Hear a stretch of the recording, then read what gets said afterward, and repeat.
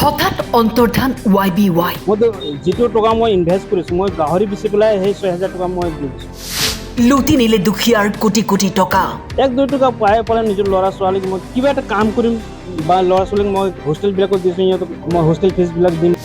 Trading app YBY টকা থৈ সৰ্বোচ্চ গ্ৰাহক ধমক দিয়া নিচিনা দি আছে যে আপোনালোকে এইটো KYC কৰিব লাগিব, অনিবাৰ্য। যদি KYC নকৰে তেতিয়াহ'লে আপোনালোকৰ এইটো একাউণ্ট চুইচ হ'ব। দুখীয়াক সপোন দেখুৱাইছিল, জমাধন দুগুণ তিনিগুণ হ'ব। অধিক মুনাফাৰ আশাত YBYৰ কবলত পৰিছিল বহু সহজ সৰল গ্ৰাহক।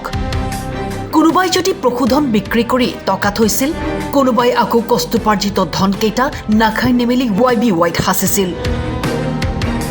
কিন্তু এতিয়া YBYয়ে লাখ লাখ দুখীয়াৰ কোটি কোটি টকা সৰলুকি কৰিলে।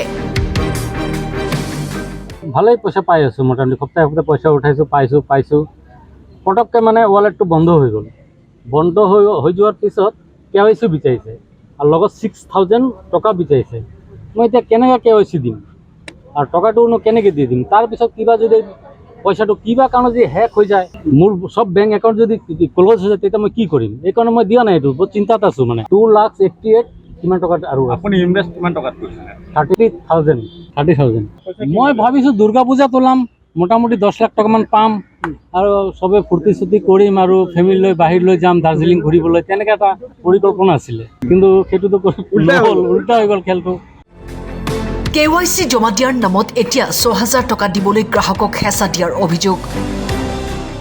মই ৬,০০০ টকা গাহৰি বেচি পেলাই মই লগাইছিলোঁ। কিছুমানে মোক প্ৰলোভন দেখুৱাই যে এই YBYতে ৬,০০০ টকা জইনিং দিলে ১-২ টকা পাবি বুলি মোক জইনিং কৰালে। তাৰপিছত মই জইনিং কৰিলোঁ ৬,০০০ টকা দি পেলাই।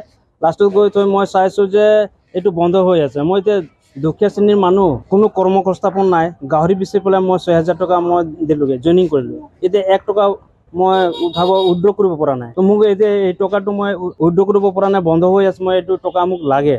KYC দেখুৱাইছে, KYC এতিয়া ছাবমিট কৰিবলৈ হ'লে ৬,০০০ টকা লাগে। মই ৬,০০০ টকা ক'ৰ পৰা মই পাম? মোক টকাটো যিখিনি মোক ফচি গৈছে সেই টকাটো মোক লাগে।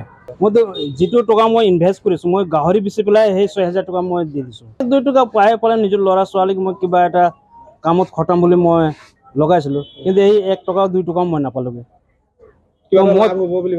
মই 1-2 টকা কিবা পাই পেলাই মই কিবা এটা কাম কৰিম বা ল'ৰা ছোৱালীক মই হোষ্টেলবিলাকত দিছোঁ, সিহঁতক মই হোষ্টেল ফিজবিলাক দিম বুলি মই ৬,০০০ টকা মই দিছিলোঁ।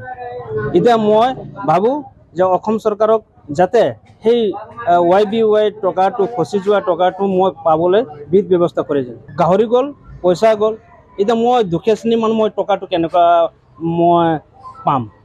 তো পাবলৈ মই অসম চৰকাৰক মই অনুৰোধ জনাইছোঁ যাতে এই YBY যিখিনি টকা ফচি যোৱা টকাখিনি মই আদায় পাবলৈ মই মোৰ কাৰণে বিধ ব্যৱস্থা কৰিম। মই 12,000টো মোৰ ফচি গৈছে, চেষ্টা কৰিছোঁ নোলায়।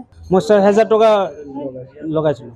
মই কিছুমানৰ পৰা জানিব পাইছোঁ যে আমাৰ ইউজাৰ কিছুমানক YBY যিসকলে ID খুলি পেলাই কৰি আছিলে ট্ৰেডিং, সেই কিছুমান ইউজাৰক মানে কিছুমান ব্যক্তিয়ে মানে ধমক দি আছে, ধমক দিয়া নিচিনা দি আছে যে আপোনালোকে এইটো KYC কৰিব লাগিব, অনিবাৰ্য। যদি KYC নকৰে তেতিয়াহ'লে আপোনালোকৰ এইটো একাউণ্ট চুইচ হ'ব আৰু আপোনালোকৰ হয়তো কেছ টেছ হ'ব বুলি কৈছে, নহয় জানো?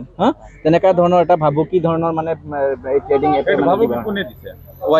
YBY তৰফৰ পৰা মানে দি আছে, আমাক জোৰ-জবৰদস্তি মানে বাধ্য কৰাই আছে যে মানে KYC কৰিব লাগে, নহ'লে তহঁতৰ একাউণ্ট চেক হ'ব, তহঁতৰ একাউণ্টছখিনি চুইচ হ'ব, কিবা মানে বিভিন্ন ধৰণৰ কথাবিলাক কৈ আছে। গতিকে এইখিনি যাতে আমাৰ অসম চৰকাৰক আমি আহ্বান জনাইছোঁ যে এই বস্তুটো অলপ গুৰুত্ব দিব। এই ক্ষেত্ৰত কিমান লগাইছিলে আপুনি? মই লগাইছিলোঁ 6,000। কিমান আছে ৱালেটত মোৰ 29,000 আছে উঠি কৰি। এতিয়া 6,000 দিব নাই? 6,000টো মইতো নিদিওঁ, মোৰ KYC কৰাত মই এইটো নকৰোঁ আৰু। বিশ্বনাথৰ পৰা ছয়ানিকা ডেকাৰ ৰিপৰ্ট, টাইম 8।